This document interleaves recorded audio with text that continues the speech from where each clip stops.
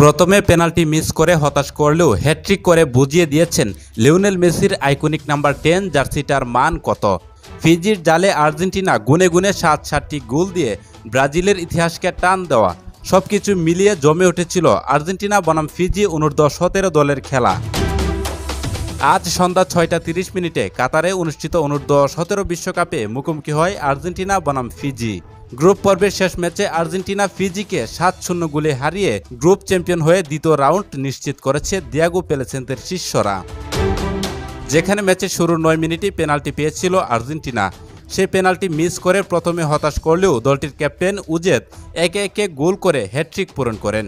বাকি 4টি গোলের মধ্যে 2টি গোল আদায় করেন মার্টিনেজ, 1টি গোল করেছেন সিলভেইরা এবং শেষ দিকে এসকোবারের গোলে ফিজির কফিনে শেষ পেরেকটি ঢুকিয়ে গ্রুপ চ্যাম্পিয়ন হয়ে দ্বিতীয় রাউন্ড নিশ্চিত করেছে আর্জেন্টিনা যুবদল।